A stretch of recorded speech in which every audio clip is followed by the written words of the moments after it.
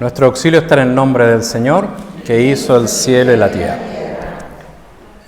Muy bien, vamos a continuar entonces ahora con nuestra segunda meditación de esta mañana de Viernes Santo y vamos entonces a concluir con la revisión de la Vigilia Pascual, que es la meditación que estamos haciendo para prepararnos bien para la Vigilia a partir de toda la celebración de la Semana Santa, la Vigilia como culminación de la Semana Santa. Hemos visto que en el segundo momento de la Vigilia es la meditación de la Palabra de Dios, que es el momento más largo, el momento más extenso, era, diríamos, el núcleo inicial de la Vigilia siempre. Entonces, y miramos que en ese contexto hay 7 lecturas del Antiguo Testamento que hemos meditado, y la última era sobre el texto de Ezequiel, que nos muestra que Dios va a ser nuestro Dios y nosotros su pueblo. Él nos va a donar un espíritu nuevo y un corazón nuevo. O sea, nos va a renovar internamente. Bueno, eso es lo que hizo la resurrección. Por lo tanto, cuando termina esta séptima lectura, ¿qué es lo que ocurre allí? Que inmediatamente al terminar esta séptima lectura se canta el Gloria. Y se canta el Gloria porque en el fondo está anunciando el nacimiento de Cristo. Ahora ha llegado el momento del Nuevo Testamento con el nacimiento de Cristo y cantamos el Gloria, se tocan las campanas para mostrar el paso del Antiguo Testamento al Nuevo. No es como en las misas normales que primero se canta el Gloria y después viene la lectura.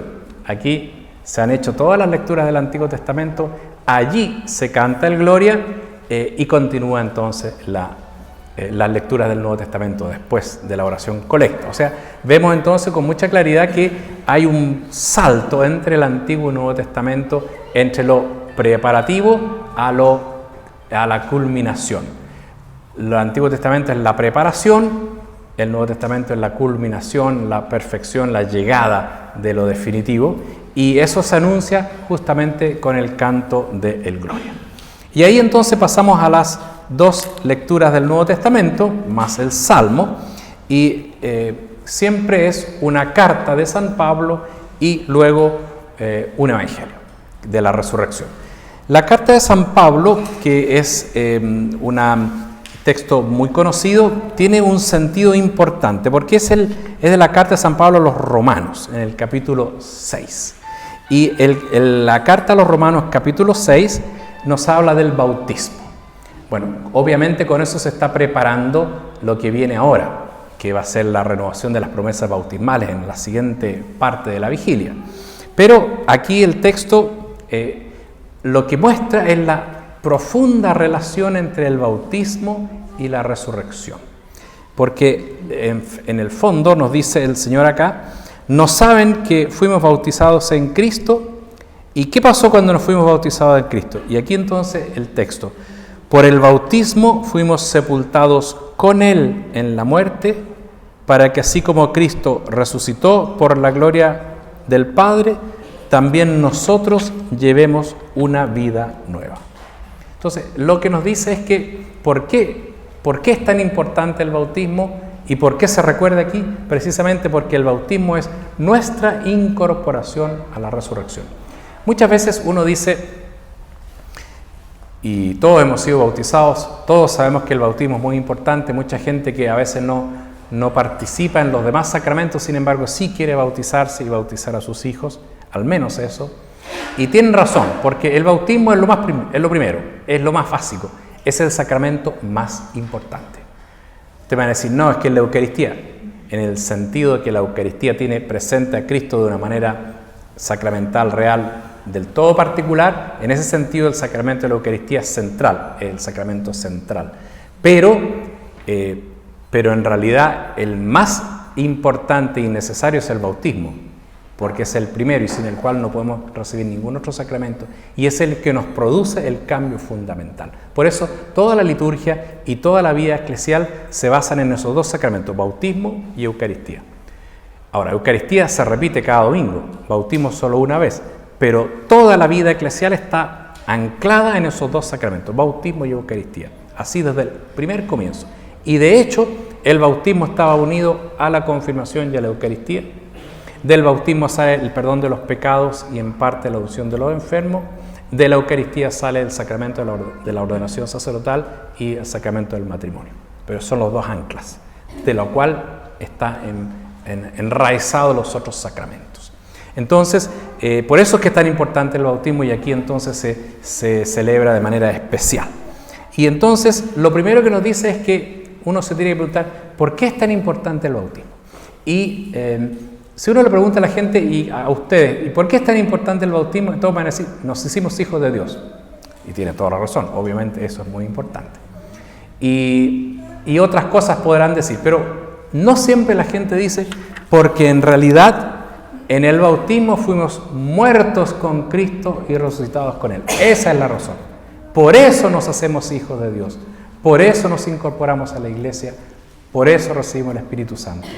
Porque al incorporarnos a la muerte de Cristo, resucitamos en la vida nueva de Cristo. Y por eso Romanos dice eso. Para que como Cristo en la muerte, así como Cristo resucitó, también nosotros llevamos una vida nueva en la resurrección de Cristo. Y luego continúa el texto, porque si nos hemos identificado con Cristo por una muerte semejante a la suya, también nos identificaremos con Él en la resurrección. Fíjense ustedes cuál es el sentido. Dice, tal como hemos muerto con Él, hemos resucitado una vida nueva con Él. Y luego dice, nos hemos identificado con Cristo en la muerte, nos identificaremos con Él en la resurrección. Fíjense que uno está en pasado y otro está en futuro. Porque en el fondo ya hemos muerto con Cristo. Ya tenemos la vida nueva en Cristo. Pero esa vida nueva en Cristo tiene que ir desarrollándose paulatinamente. Y paulatinamente tiene que ir surgiendo en nuestra vida. Y paulatinamente tenemos que ir como haciendo vida en nosotros la resurrección. Ya morimos. Ya se nos perdonaron los pecados, pero paulatinamente hemos de ir resucitando con Cristo. Por eso dice Pablo continúa, comprendámoslo bien, nuestro hombre viejo ha sido crucificado con Él, para que fuera destruido el pecado, y así dejemos de ser esclavos del pecado. Pero si hemos muerto con Cristo, también creemos que viviremos con Él, porque Cristo ya no muere más. Entonces, así también ustedes considérense muertos al pecado y vivos para Dios. Miren qué bonito el texto, qué profundo el texto y qué importante pensar siempre en esto. Uno no lo reflexiona del todo, pero uno debería todavía reflexionar más profundamente porque Pablo en numerosos pasajes del Antiguo, de sus cartas, siempre dice que nosotros tenemos un proceso de muerte y vida. Siempre estamos muriendo y resucitando. Esto es algo que uno debería meditar más seguido. Porque si uno dice, somos hijos de Dios, eso es cierto, pero es una concepción estática. Si uno dice, se nos perdonaron los pecados, también es cierto, pero ahí estamos mirando una cosa estática, pasó. En cambio, Pablo es mucho más preciso en decir, esto es una cuestión dinámica. Dice, me pasa algo curioso. A medida que se va muriendo mi cuerpo, va resucitando mi espíritu en el fondo, ¿no? Como que en el fondo nosotros tenemos como que de alguna manera uno está en un proceso de resurrección, que va caminando y avanzando en la resurrección. Y eso es lo primero. Eso lo tomarán los padres de la iglesia con mucha rigurosidad. Ireneo, uno de ellos, dice que el Espíritu Santo se acostumbró en Cristo a vivir en el ser humano y por lo tanto el Espíritu de Cristo nos va acostumbrando a nosotros a vivir como Cristo. Acostumbrando. Acostumbrarse es una palabra dinámica. Nos vamos lentamente acostumbrando. Vamos de a poco avanzando. Bien, entonces Él siempre nos trata del acostumbramiento y vamos paulatinamente avanzando en ese sentido. Y así vamos caminando. Pero Pablo tiene también otro momento, dice, en realidad a ratos muero, a ratos resucito. Como que muero y resucito a la vez. Y como que uno siempre está muriendo y resucitando. Y como que en la vida uno muere con un pecado, pero vuelve a resucitar con la vida nueva. Como que de repente uno muere y resucita. O al revés, como que uno tiene sufrimiento y parece que eso lo quieren matar, pero la esperanza lo hace resucitar.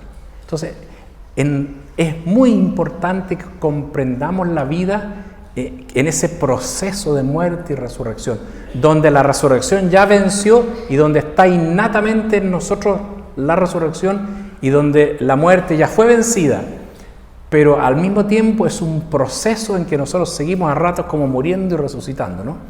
Es como cuando, no sé cómo cuando uno, no sé, podríamos, un ejemplo así simple, cuando uno, no sé, enciende el motor del auto y el auto no está muy bueno, pero empieza a andar y anda como a pedacitos así, y como que ya partió, ya encendió, partió, ya, y de a poco se va arreglando el auto. Un poco esa es nuestra vida, ¿no? Como que ya partió, ya encendió el motor y empezamos a caminar, aunque va un poquito todavía trastabillando, que la benzina, qué sé yo. Por lo menos en los autos antiguos eso pasaba más que los nuevos. Ustedes se acuerdan, ¿no es cierto? Entonces ese es un poco el proceso de nuestra vida, que va siempre en una lucha. Entonces aquí Pablo lo destaca y por eso nosotros vendremos después que por eso renovamos las promesas del bautismo todos los años. Pues ya lo hicimos, ¿para qué las renovamos? Porque la vida es un proceso. Los sacerdotes también renovamos las promesas sacerdotales todos los años. De hecho lo hicimos ayer, Jueves Santo, la misa crismal siempre. ¿Y por qué dice que hay que renovarlas si ya lo hicieron? ¿No fue definitivo? Claro que fue definitivo, fue para toda la vida, y con el favor de Dios la vamos a mantener fiel toda la vida, pero igual uno la tiene que renovar todos los años porque cada año pasan cosas, y cada año hay nuevas cosas. Entonces por eso también los matrimonios a veces celebran, no sé, 10, 15, 20, 25, la gente te dice, me casé de nuevo, segunda vez o tercera vez, me he casado 4 veces, pero quiere decir que ha renovado su matrimonio 4 veces, ¿no? En general, ¿no? Porque no es que lo tengan que renovar porque se acabó, sino que es la renovación. Esto ocurre en la vida porque fíjense ustedes que a medida que van pasando los años, en la medida en que uno va avanzando en su vida, entonces si uno avanza en la vida, la promesa que hizo se mantiene. Los proyectos que tienen se mantienen, si uno quiere tomar un proyecto definitivo. Supongamos cualquier proyecto definitivo, decisión definitiva, promesa definitiva, que uno hace mucho en la vida, muchas cosas que hace para siempre, dice, ya esto lo voy a hacer así. Esos proyectos y esas definiciones, aun cuando son definitivas, uno las hace en un momento de la vida. Pero luego de ese momento de la vida empiezan a pasar muchas cosas en la vida. Entonces, aun cuando la promesa se mantiene, las circunstancias cambian. Y entonces la promesa no se acaba porque la circunstancia cambia.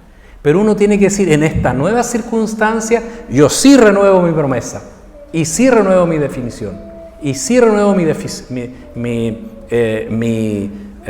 promesa y decisión. ¿Por qué? Porque a pesar de que no era exactamente como yo lo había pensado, porque llegó otra cosa que no pensaba, que no se me había ocurrido, porque a uno no se le puede ocurrir todas las cosas del futuro.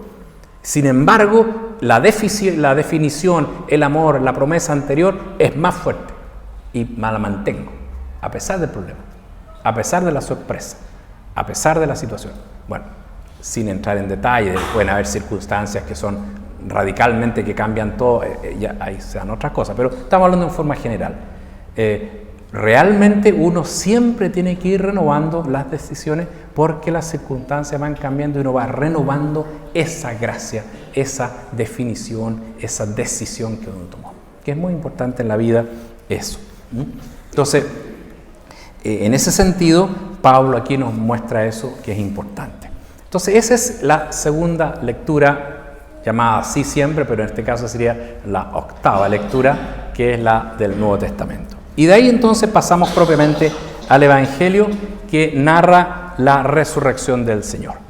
La resurrección del Señor se narra en los distintos evangelios de distintas maneras, pero allí está Jesús, diríamos, en el momento de la resurrección. Todos los evangelios van cambiando, depende de los días, pero hay una frase que es como la neurálgica, que es como la clásica de la ascensión, que cuando las mujeres llegan al sepulcro y se encuentran con el ángel. ¿Qué es lo que le dice? El ángel le dice, ¿a quién buscan? ¿Qué sé yo? Entonces le dice, no está aquí, ha resucitado. Esa es la frase clave. No está aquí en la tumba, ha resucitado. Ha cambiado de situación. Ahora está en el cielo. Ahora está a la derecha del Padre. Ahora está vivo, resucitado, con su cuerpo, dándonos a nosotros su gracia y su amor. Entonces, es la culminación de todas las lecturas y de todo lo que va diciendo. No está aquí, ha resucitado y está totalmente renovado en su vida.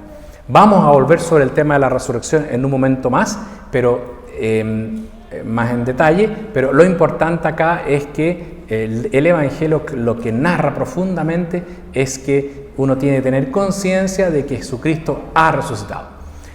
Hay que pensar que si hay algo que es absolutamente claro, absolutamente definitivo y absolutamente para los discípulos y la iglesia primitiva innegable, es que Cristo ha resucitado, que ellos se encontraron con Cristo resucitado. Por lo tanto, si hay una verdad que la iglesia tiene desde un inicio, es que Cristo ha resucitado. Y los discípulos lo vieron, lo experimentaron, y es una convicción radical. Y esa convicción no debe nunca, jamás salir de nuestro corazón. Cristo ha resucitado, no está aquí, ha resucitado. Por eso es lo que se dice acá. Entonces, dicho eso, uno tiene que pensar en que cómo comprender esa frase. No está aquí, ha resucitado, ¿qué quiere decir? ¿Simplemente que no está aquí y que ha resucitado o quiere decir algo más? Y en realidad quiere decir algo más, porque eso se repite en todo momento, porque cada vez que uno tiene una situación de muerte, uno tiene que decir, no, Cristo no está muerto, ha resucitado. Esta situación no está muerta, ha resucitado. O sea, esa frase, no está aquí, ha resucitado, uno la puede cambiar por no está muerto, ha resucitado. Cuando uno muere un familiar querido, no está muerto, ha resucitado. O va a resucitar o está en la presencia de Dios. O cuando hay una situación que parece imposible, no es imposible, Dios ha resucitado y puede resucitar esta situación. Siempre dejando las cosas en manos de Dios y como Él las haga, ¿no? Pero la confianza radical en que la vida venció a la muerte es una confianza que uno nunca debe ser abandonada en nuestra vida, jamás. Y que siempre debe estar en lo profundo del corazón nuestro y que debe estar totalmente como en el fondo de toda acción cristiana y de toda convicción cristiana. Cada uno de nosotros sabe que, y lo puede repetir cambiando un poco las palabras, pero no está aquí, ha resucitado, no está muerto, ha resucitado, no, esto no está sin esperanza, hay esperanza siempre. Ese es como el sentido del Evangelio. Pasado eso, entonces, terminado el Evangelio y terminada esta etapa, viene la tercera parte de la liturgia. Y la tercera parte de la liturgia tiene que ver con la renovación de las promesas bautismales. Las promesas bautismales se renuevan en este momento precisamente por lo que acabamos de decir. Ya San Pablo en su carta ya lo dijo. Hemos muerto con Cristo y resucitado con Cristo. En el bautismo morimos con Cristo y resucitamos con Cristo. Por lo tanto, nosotros tenemos que renovar las promesas del bautismo para que, como hemos dicho, volvamos a resucitar. Y cada día resucitamos otra vez. Y cada día acogemos y avanzamos en esa resurrección. Pero la promesa del bautismo, aquí tiene la renovación, tiene un par de aspectos que son importantes tener presente, que podríamos decir son tres. Porque la primero hacemos la letanía de los santos, luego bendecimos el agua, en una larga oración, y luego renovamos las promesas bautismales y somos asperjados con el agua. Primero hacemos la letanía de los santos porque son los que están con Dios y por lo tanto son los que están asegurados en su resurrección. Van a ser resucitados el último día, misteriosamente, con esto del tiempo no lo podemos comprender bien cómo va a ser, pero son los que ya están, podríamos decir, con la resurrección lograda en la esperanza definitiva. Y son nuestros hermanos mayores. Y es a lo que nosotros aspiramos. Ojalá, bueno, no aspiremos a que nos nombren en la letanía, porque no nos van a nombrar en la letanía, pero sí aspiremos a que estemos con ellos en el cielo, ¿no? Porque las letanías son de los antiguos santos, son los más antiguos. Y a veces uno pone a un santo chileno, como Alberto Hurtado, qué sé yo, pero no a todos los santos. Pero después dice al final, todos los santos y santas de Dios, ahí estamos todos los santos y santas de Dios, ahí vamos entrando todos los santos. O iremos entrando en el futuro cuando sea el momento. Entonces, allí, pero ¿cuál es la idea fundamental? Es que ellos ruegan por nosotros porque somos una comunidad. En la iglesia todos vivimos resucitados, pero vivimos en comunidad resucitados. Nos ayudamos mutuamente. La resurrección de uno influye en la del otro. La muerte de uno influye en la muerte del otro también. Siempre tenemos que ir sabiendo que lo que hacemos influye en el otro y lo del otro influye en mí. Por eso, en todo momento tenemos que estar siempre pensando en que no estamos solos y nos ayudamos mutuamente. Vamos siempre juntos. Somos siempre una comunidad, un cuerpo. Entonces, eso es lo primero. Por eso, entonces, pedimos a ellos su intercesión y sabemos que nos van a ayudar porque no estamos solos. Y de ahí hacemos la oración de bendición del agua. Ahora, la oración de bendición del agua es muy bonita porque es una larga oración. Y ¿qué es lo que tiene esta oración del agua? Fíjense ustedes que recuerda todas las veces que el agua fue ocasión de salvación en la historia. Entonces dice, el Espíritu aleteaba sobre las aguas primordiales, ¿se recuerdan? Antes de la creación, como anunciando que venía la creación. Luego dice, en el diluvio se purificó el mundo y vino también la paloma que anunció que ya se acababa el diluvio y venía la santificación, se había renovado la humanidad. En el Mar Rojo esa agua significó la salvación, la liberación para siempre. Y luego en el agua del Jordán, cuando Jesús entró, el Espíritu descendió sobre Jesús. Y cuando Cristo estaba en la cruz, la lanza hizo brotar sangre y agua. Entonces dice, y después finalmente Jesús dice, vayan y bauticen a todos en el nombre del Padre. Entonces así dice, como el agua en todo momento ha sido salvífica, santifico ahora esta agua para que esta agua, y por eso uno pone el cirio, que es Cristo mismo adentro del agua, para que esta agua sea una agua renovada y en esta agua haga resurgir de la muerte a los cristianos que renacen a la vida nueva en Cristo. Entonces, vean ustedes que allí hay una fuerza para el agua sacramental importante.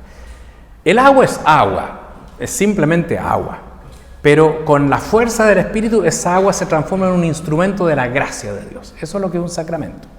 Por eso que la gente se bendice con agua bendita, se bautiza con agua y uno la trata con mucho respeto, porque es un instrumento de la gracia de Dios. Sigue siendo agua, y es agua, pero lo importante es que Dios utiliza estos elementos humanos, creados, para acciones sagradas definitivas. Y eso es muy grandioso porque uno se pregunta, ¿y por qué lo hace así Jesús? Bueno, habría que hacer un curso de teología sacramental, que no lo vamos a hacer ahora, pero por dos razones, y me voy a detener solamente en un par de cosas que tienen que ver con eso. Porque como nosotros somos corpóreos, necesitamos sentir las cosas, ¿no? Entonces, si nos echan agua en la cabeza, o antiguamente, fíjense que el bautismo antiguamente era más símbolo, era mucho más significativo que actual, porque ahora uno tiene una guaguita y le echa agua en la cabecita y llora un poco el niño y ya. Pero el signo no es tan visible, es válido igual, obviamente, totalmente, pero no es tan visible como en la antigüedad, que había una piscina que tenía 3 gradas a cada lado y honda, y entonces el cristiano bajaba junto al obispo los 3 gradas en el nombre del Padre, del Hijo y del Espíritu, se sumergía en el agua, salía del agua las otras 3 gradas y lo vestían con ropa blanca. el símbolo, o sea, la simbología de que murió y que resucitó era clarísima a todo el mundo que lo veía. Entonces, independiente a que por razones prácticas sea reducido, porque eso no lo podríamos hacer con una bobita hoy día, independiente a eso, lo importante es que el símbolo permanece. O sea, es muerte y resurrección, pero a través de esa agua que lo simboliza. Entonces por eso es que es importante el agua, porque el agua y los signos sacramentales nos hacen comprender mejor. Pero además, por otra cosa, utiliza estos elementos Dios. Porque fíjense ustedes que un elemento tan sencillo como el agua se transforma en un instrumento para hacernos hijos de Dios, como para mostrar cómo Dios es capaz de transformar y de renovar internamente a algo creado. Y nosotros que somos creados, que somos un simple ser humano, podríamos decir, y la Biblia diría, eres barro y eres polvo, y recuerda que eres polvo y en polvo te convertirás, lo decíamos el miércoles de ceniza. A pesar de que somos eso, Dios con su gracia nos transforma en algo completamente distinto, como ser un hijo de Dios, como estar divinizado, como ser resucitado. O sea, muestra el poder de Dios, que es capaz de transformar lo material, lo corpóreo, lo débil, lo frágil, en algo completamente renovado, como es Jesucristo resucitado. Entonces, esa es la gracia de utilizar estos símbolos y estos sacramentos. Y por eso Jesús entonces dejó estos sacramentos con signos visibles.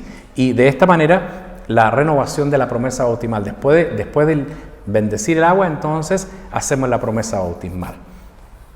Y la promesa bautismal, como hemos dicho, es simplemente que la persona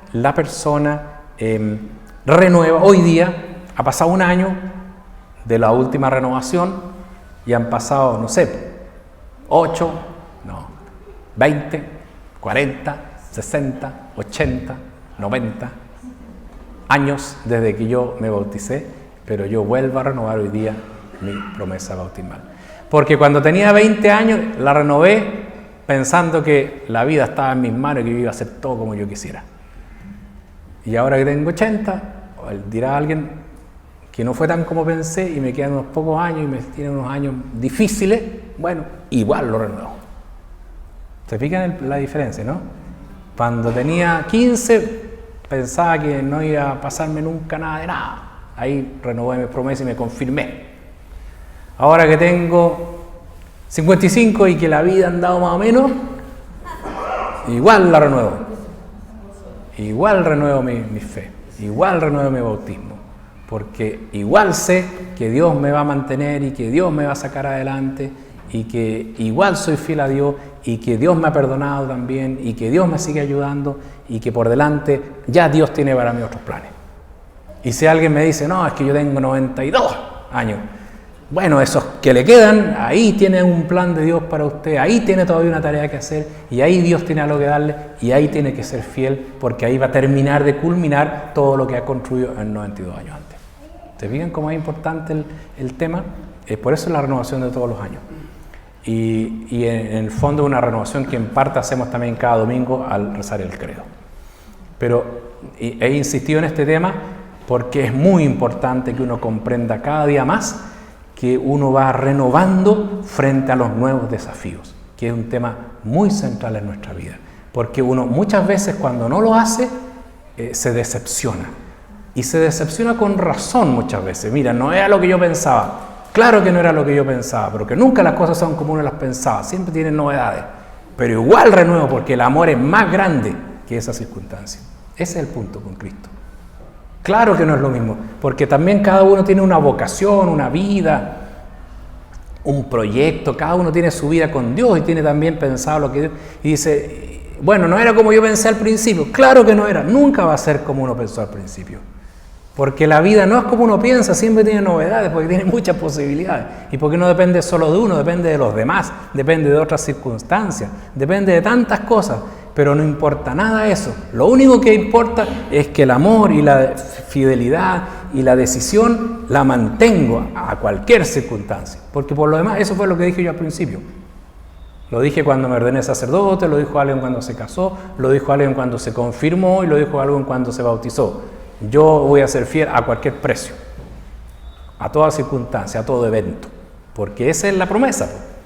Yo nadie hace una promesa diciendo yo prometo que sí porque prometo ser fiel a Dios y acepto la confirmación porque Dios me va a mantener siempre bien, me va a responder todas mis preguntas, porque me va a ir bien en todo, voy a tener harta plata. No, pues no lo puedo saber, ni lo puedo probar y tal vez no resulte. Lo más probable es que no resulte. Pero yo no lo hice por eso. Yo lo hice porque creo en Dios y porque Dios me va a ayudar en la circunstancia que esté. Y yo acepto el camino que Dios me quiere dar. Entonces también eso es importante porque al pasar los años y al pasar la vida, Dios le va dando también circunstancias que no son las esperables y a veces son más malas de lo que uno pensaba. Y uno dice, bueno, en estas circunstancias también sigo y es lo que Dios me ha pedido y lo acepto y lo camino. Y aquí tengo un camino para santificarme, para amar a Dios y para encontrarme con Él. Porque Dios está conmigo y porque la muerte no me va a vencer. Porque en ese momento uno tiene que recordar que no está aquí, sino que ha resucitado. Por eso es tan importante la promesa bautismal. Y luego entonces cuando uno se asperge y recibe agua, por supuesto a uno le gusta recibir el agua y está muy bien, y todo el mundo recibe agua feliz, pero no es lo más importante el agua que uno recibe. Más importante es la promesa que hizo recién. En todas circunstancias y en estas nuevas circunstancias yo sigo siendo fiel o quiero seguir siendo fiel. Después recibo el agua feliz, pero antes tiene que haber dicho, ante esto que me está pasando, yo renuevo mi confianza en Dios. Ese es el punto fundamental. Y de ahí entonces, terminando eso, ya pasamos a la Eucaristía propiamente, que es la última parte. La última parte, que es la Eucaristía, tiene también un valor, a pesar de que es ya igual que todas las misas que tenemos cada domingo. Pero, sin embargo, tiene un valor muy importante, porque la Eucaristía es propiamente la muerte y la resurrección sacramental. Tal como en el bautismo es mi muerte y resurrección en Cristo, la Eucaristía es la muerte y resurrección de Cristo aquí al frente. ¿Me captan la diferencia, no? Yo, a partir de la muerte de Cristo, yo en el bautismo muero y resucito. En la Eucaristía como que esa muerte y resurrección vuelve a caer acá. Y en el altar uno celebra el misterio pascual, o sea, vuelve a ver y a estar presente en la muerte y en la resurrección. Por eso que en todas las iglesias hay una cruz, pero es una cruz resucitada. Y en el oriente siempre en la cruz le ponen un pañito blanco para decir, no terminó en la cruz, está resucitado. Lo blanco siempre significa la resurrección. Por eso el bautizado le ponen ropa blanca, porque está resucitado. Entonces ese es el signo fundamental. Y los ornamentos en la Pascua es blanco, en la resurrección. Entonces en el oriente, en las cruces le ponen un pañito blanco para indicar, ha resucitado, está resucitado. Es la resurrección. No es la cruz, no termina en la cruz, sino que en la resurrección. Bueno, dicho eso, entonces, lo que se celebra la Pascua, el misterio, lo que celebra la Eucaristía es el misterio pascual, en todo su sentido profundo, de fondo. Está totalmente, completamente en la línea de renovar nuestra vida completamente. Entonces, vamos a profundizar en esos dos aspectos. ¿Qué significa entonces? Si está el misterio pascual en la Eucaristía, que es lo que celebramos, quiere decir que aquí estamos celebrando la muerte por amor y la resurrección que nos libera. Entonces, la Eucaristía tiene esos dos elementos. Siempre uno dice, la Eucaristía es la muerte, el ofrecimiento. Cierto, las palabras lo dicen. Esta es mi carne entregada, mi sangre derramada. Y sin embargo, lo que está también presente no es eso, sino que este es un pan de la vida y un pan que quita el pecado del mundo, y este es el pan de los ángeles que nos da vida nueva, un pan de ángeles que nos da vida nueva, o sea, resucitada. Ahora bien, lo que está detrás del misterio pascual y de la Eucaristía son dos elementos. Uno, respecto a cuál es el sentimiento de ofrenda de Jesús en la cruz, y lo segundo es qué significa la resurrección que está allí presente. En cuanto a sentimiento de ofrenda, en realidad lo que hay que entender es qué significa la muerte de Cristo. Porque muchas veces nosotros decimos, Cristo murió por nosotros, nos salvó por su muerte. Y La gente muchas veces, sin pensarlo bien, dice, su sufrimiento nos salvó. Dios quería que sufriera y por el sufrimiento nos salvó. Entonces de repente uno empieza a pensar, ¿será tan así? ¿Será que el sufrimiento es el que salva? ¿Será que Dios quería que sufriera Jesús? Porque si nosotros pensamos eso, de ahí tenemos que sacar otra conclusión. Es bueno que yo sufra. Ojalá sufra harto. Dios quiere que yo sufra. Entonces esa es la conclusión que uno saca. Y muchas veces la saca realmente. Y mucha gente dice, bueno, si estoy sufriendo porque Dios me quiere mucho. Tiene su problema esa idea, ¿no? Claro, se puede decir de una manera muy analógica en muchos otros sentidos, pero hay que tener mucho cuidado que no es ese el núcleo, ni mucho menos, porque no es un tema de sufrimiento aquí. Es otra cosa lo que está en la muerte y resurrección de Cristo. Está la ofrenda de su vida. Es decir, Jesús ha venido por amor y lo central es el amor de que se entrega por nosotros.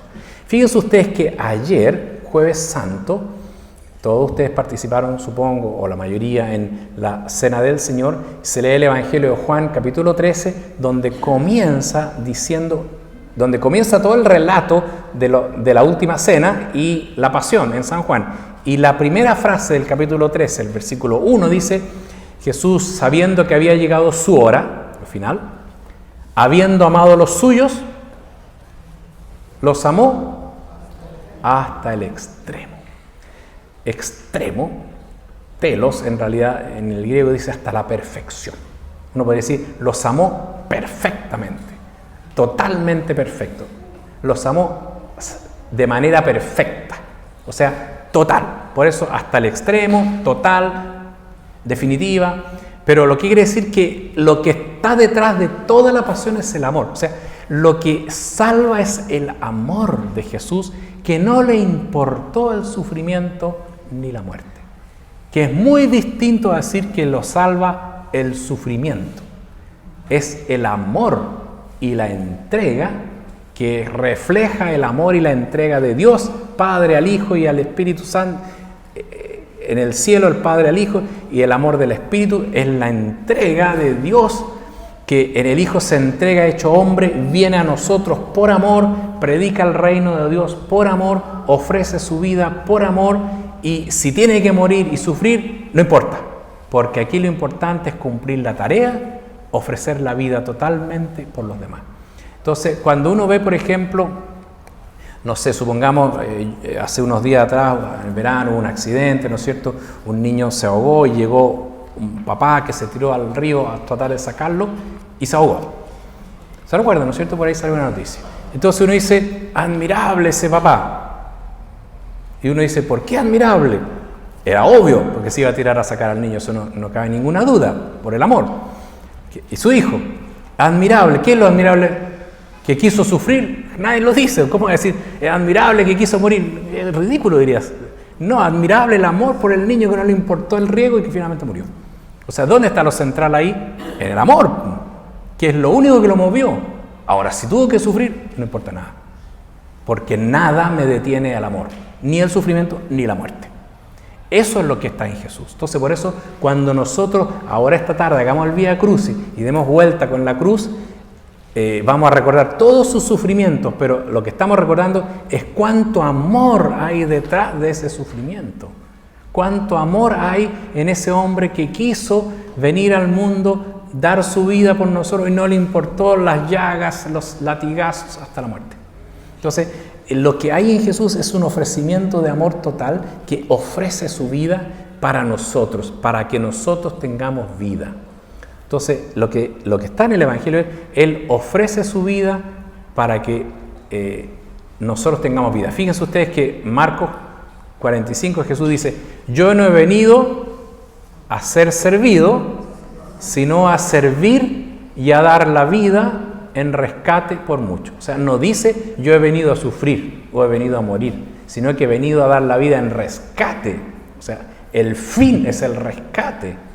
y he venido a servir. O sea, vean ustedes que el objetivo es servir, el objetivo es rescatar, el objetivo es salvar, y todo eso está movido por el amor que lo lleva, y por eso entonces Él no le importa morir. Entonces, esto es importante tener presente en la vida, y eso es lo propio. Entonces, si ustedes miran lo que significa, hay 5 grandes ideas que aparecen en el Nuevo Testamento de lo que significa la muerte de Cristo. Y que son, primero, que Él viene y se pone en nuestro lugar de pecador. O sea, Él es el que viene y Él es el que sufre por nosotros, por nuestros pecados. Que luego nos perdona los pecados, nos inserta en la Trinidad, nos hace hijos, inserta en la Trinidad. Y todo esto por un amor inmenso, y solamente por el amor nos ha salvado. Y en ese sentido no le importó a Él todo el paso y el paso de la muerte, porque Él venía con una misión de fondo de rescatar. Eso es lo que se le llama en la Eucaristía cada. Por eso que, si ustedes se fijan, ayer se decía, y los que introducían las distintas liturgias dijeron: hoy día celebramos el gran misterio del sacramento del amor. El sacramento del amor. Y además el mandamiento del amor. ¿Te recuerdan, no es cierto? Y además la institución del sacerdocio. Pero en el fondo, la institución del sacerdocio se celebró en la mañana, el Jueves Santo, misa crismal, y en la tarde lo que estamos celebrando es el sacramento del amor, Eucaristía, y el mandamiento del amor. No dijo celebramos el sacramento del sufrimiento o el mandamiento del sufrimiento, para que siempre tengamos bien presente ese punto, ¿no? Entonces, tengamos claro que lo que hay detrás de la pasión y la muerte es una ofrenda, un sacrificio. Y así lo entendió el cristianismo primitivo, porque ¿qué es lo que dijo? Mire, esto fue, y aquí ahora se comprende bien por qué hemos llegado a todo eso. Por lo siguiente, porque cuando murió Cristo y resucitó, ¿qué dijeron los cristianos? Ahora, con Cristo resucitado, todos los sacrificios antiguos ya nos sirven. Corderos, animales muertos no valen nada. Aquí lo único que vale es Cristo, que nos ha resucitado. Es lo que vale. Él es el que nos salva. Él es el que nos trae la vida nueva. Ya no necesitamos sacrificio. Eso fue lo primero que dijeron. Pero en realidad dijeron, Él es el verdadero sacrificio. Porque como no necesitamos otro sacrificio, en realidad Él es el verdadero sacrificio. Porque Él también se ofreció, parecido a esos corderos, pero en vez de ofrecerse una vez, se ofreció durante toda la vida. Y no es solamente un acto, sino que su vida fue un ofrecimiento. Toda la vida. Y culminó en la muerte. Pero en el fondo es una vida ofrecida por nosotros. Y eso se llama sacrificio, hacer algo sagrado. ¿Qué fue algo sagrado? Su ofrenda. Y eso es lo importante. Entonces, ahí tenemos nosotros, y entonces dijeron los discípulos, y por lo tanto, Él es el verdadero sacrificio, que ofreció su vida por nosotros, su vida entera. Y por eso ya no necesitamos otro sacrificio. Y lo que tenemos que hacer, dice, es nosotros imitar a Jesús. Ofrecernos como Él también. Imitando sus sentimientos, ofrecernos. Entonces, no nos dice, y ustedes entonces tienen que sufrir como Él. No, dice, ofrézcanse como Él. Y si por ofrecerse sufren, bienvenido sufrimiento. Pero yo no ando buscando el sufrimiento, sino la ofrenda. Yo ando buscando amar. Yo ando buscando ayudar. Yo ando buscando que mi vida tenga sentido, que la vida de los otros tenga sentido. Y si esto me cuesta sufrimiento, bienvenido, porque es un sacrificio que con gusto hago. Y además, y ahí está la parte final, además, con eso queda más claro que el amor era verdadero, porque no me importó sufrir. Entonces, lo que tiene el sufrimiento tiene eso, que prueba la veracidad del amor. Porque a veces se dice, ya no sé, prueba que amas. Pero ¿cómo pruebo? Cuando soy capaz de sacrificarme por el otro, no de cualquier manera, que es muy importante eso, ¿no? Entonces, el verdadero muestra de que alguien verdaderamente ama es que es capaz de dar su vida por los otros. Nadie tiene mayor amor, dice Jesús, que el que da la vida por sus amigos. Entonces, ahí está finalmente el tema de la ofrenda. Y justamente con eso, también la Eucaristía es, y que es muy importante, es que es el segundo elemento que no siempre se destaca, pero hoy día, y con eso vamos a cerrar esta meditación, el segundo aspecto de la Eucaristía es que es el cielo en la tierra. Siempre se dice, ¿no es cierto? No sé si el cielo bajó o la tierra subió, dice el canto. En realidad el cielo bajó y la tierra subió. Los griegos también lo que hacen es, en toda la iglesia le pintan estrellas y santos y ángeles como para que sí estamos en el cielo. Porque efectivamente es como la unión cielo y tierra. Pero la unión cielo y tierra se da en Cristo resucitado. El que está aquí es el resucitado. Por lo tanto, lo que encontramos cuando comulgamos es Cristo resucitado bajo una forma sacramental. Y cuando bendecimos y cuando hablamos la palabra de Dios y cuando estamos todos reunidos, en medio está Cristo resucitado. O sea, la presencia resucitada de Cristo es esencial en la Eucaristía. No es solamente la muerte entregada, sino que está todo unido, está la muerte entregada de alguna manera como asumida, podríamos decir subsumida, en el resucitado que está presente. Está el resucitado que fue el que murió por nosotros. Por eso que se presenta con las llagas, porque está ahí resucitado. Entonces está Cristo resucitado con toda su fuerza ahí. Y entonces conviene decir dos cosas respecto a Cristo resucitado. Cuando Cristo resucitado se aparece, nos dice algo sobre lo que significa la resurrección y luego nos deja una tarea a nosotros. Cuando aparece Cristo resucitado con su cuerpo, que es las llagas, lo muestran que era su cuerpo, ¿no es cierto? No hay nada que caracterice mejor a Jesús que su llaga. No se puede confundir. O sea, les mostró las llagas para decirle a los discípulos, no me confundan con nadie. Este soy yo, Jesús, no puede haber otro. Y entonces quiere decir que Él está con su historia, con todo lo que fue en su vida. No es simplemente que se acabó el pasado y ahora llegó nuevo. Llega renovada la historia, la vida, las relaciones, todo. Eso es la corporeidad resucitada. Entonces uno se pregunta, porque hay gente que dice, bueno, yo me morí, me voy al cielo, será mi alma. Y uno dice, ¿qué significa el cuerpo? Que se quede aquí nomás. Claro, las uñas que se queden aquí, el pellejo que se quede aquí, si eso no es el cuerpo es la totalidad de mi historia y de mis relaciones. Por eso que cuando resucita alguien dirá, yo voy a decir, esa es mi madre, eso es historia, y es relación, ¿se fija? Yo me encuentro, alguien diría, me encontré con mi hijo, es la historia y es la relación. O sea, uno resulta como lo que es, con sus personas que quiere y con todo lo que hizo en la vida, esa es la llaga. Entonces, por eso que es tan importante saber que esta vida es importante porque toda va a resultar purificada de todos los pecados, purificada de todos los males, de todas las enfermedades, porque eso es lo más grande de todo, que no vamos a tener ninguna enfermedad, vamos a estar sanos, y vamos a tener ningún pecado, santos vamos a estar, y no vamos a tener ninguna fragilidad, pero vamos a ser nosotros mismos, el que somos, con todas las personas que quisimos, y con todas las personas que nos relacionamos, purificado de todo mal también, porque si yo me peleé con alguien, allá no voy a estar peleado, sino que vamos a comprender de manera sublime que en realidad fue una tontera eso. Entonces va a ser todo mucho más sublime. Y además con mi historia, yo voy a estar ahí con todo lo que hice. Mi historia sacerdotal va a estar ahí en el cielo, y mi historia de niño también, y las búsquedas que tuve de pequeño van a estar todas allí. Va a estar todo ahí glorificado. Eso es lo bonito. Por eso que todo lo que hagan en esta tierra es tan importante, porque resucita todo, purificado, plenificado. Por eso es tan importante lo que hagan aquí. Y también lo que no hagan.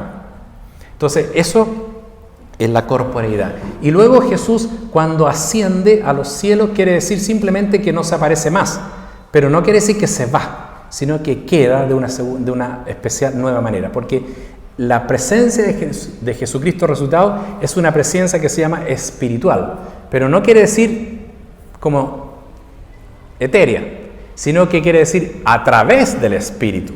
Espiritual quiere decir a través del Espíritu. Cuando dice, yo soy muy espiritual, no quiere decir que no me importan las cosas de este mundo, sino que quiero decir, me quiero dejar mover por el Espíritu, por eso soy espiritual, no porque no me interese este mundo. Porque si me dejo mover por el Espíritu, también puedo hacer deporte y puedo comer tranquilo, porque no soy espiritual en el sentido que no necesito comer, sino que en el sentido que me muevo por el Espíritu. Entonces, Jesucristo está en una presencia espiritual, en el sentido que el Espíritu llega y lo trae y lo hace presente. Entonces está con su historia y está con su espíritu, a través de su espíritu acá presente. Entonces, eso es lo que quiere decir su presencia resucitada. Está aquí totalmente glorioso a través del espíritu, y allí entonces, ¿qué es lo que ocurre para nosotros? Que al estar aquí, ¿qué es lo que está haciendo Jesús? Que es muy importante como resucitado. Piénsenlo, resucitado, glorioso, con toda su historia, con todas sus relaciones, lleno del Espíritu Santo renovado, y está aquí llamándonos y uniéndonos a Él. Por eso cada comunión, cada presencia en la Eucaristía, cada vez que uno está aquí, si no puede comulgar o no comulga por cualquier razón, o no ha hecho la primera comunión, igual se une a Jesús, igual el Espíritu llega a su corazón, igual está el Espíritu llamándolo. Entonces está Jesús invitando a la comunión, llevándolo a la comunión, y uno entonces en cada Eucaristía lo que hace es unirse más al resucitado. Entonces su presencia resucitada es una presencia de comunión, por eso se llama comunión. Pero la comunión no es solo la comunión, sino que es toda la misa. Uno entra en comunión desde que dice en el nombre del Padre. Si por algo dice en el nombre del Padre, del Hijo y del Espíritu, es porque en el nombre del Padre, el Hijo y el Espíritu estoy aquí. Entonces empiezo y me voy profundizando mi comunión al escuchar la palabra, al ofrecer en el ofertorio mi vida, y luego llega el momento culminante cuando comulgo sacramentalmente y luego me dan la bendición. O sea, pero no porque un aspecto no lo escuché o no pude comulgar una vez, no tuve comunión. También tuve una comunión con el Señor de mucho sentido.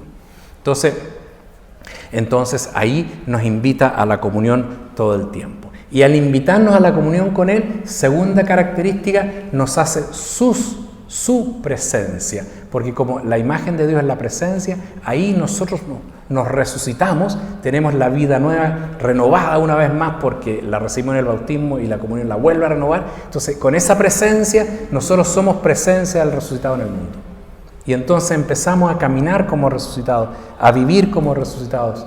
Entonces siempre hay que pensar que la resurrección no es solo la resurrección definitiva final, sino que ya estamos resucitados por el bautismo, y ya cada domingo volvemos a resucitarnos y a vivir como resucitados y a tener una nueva vida de resucitados, donde todo lo que hacemos tiene valor eterno, y excepto el pecado que se acaba con la confesión, no tiene valor eterno. Pero todo lo que hacemos de bien tiene un valor eterno, y porque entra en nuestra vida resucitada. Entonces nos transformamos en testigos de Él, de su resurrección. Y por eso se dice que con la resurrección de Cristo comenzó la nueva era, no del New Age que hay hoy día, sino que la nueva época. Ahora es la época resucitada, ahora empezó lo definitivo, ya empezó el tiempo definitivo, el tiempo que ya nos sacamos. Usted me dice, ¿cuándo se acaba ese tiempo?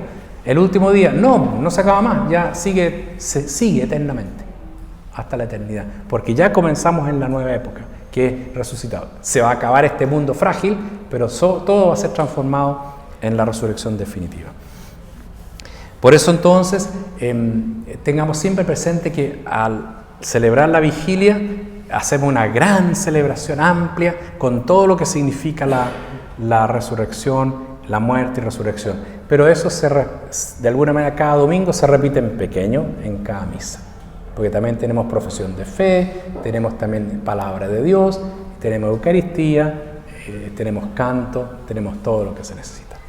Entonces le vamos a pedir al Señor hoy día que ojalá cada uno de nosotros pueda en esta Semana Santa realmente vivir bien la muerte y la resurrección, podamos verdaderamente comprender lo que significa haber muerto y resucitado con Él, y poder realmente ser sus testigos de resucitado.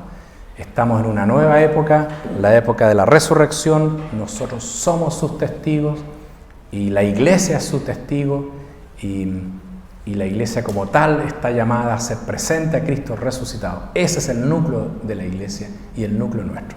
Entonces le vamos a pedir que en nuestras comunidades realmente podamos ser esos testigos de la resurrección con una vida resucitada, que no deja de luchar siempre contra la muerte que nos acecha y contra el pecado que nos acecha, pero fundamentalmente somos resucitados y estamos llamados a vivir luchando por mantener esa resurrección en nuestra vida. Pidamos al Señor esa gracia en un momento de silencio. Gloria al Padre, al Hijo y al Espíritu Santo.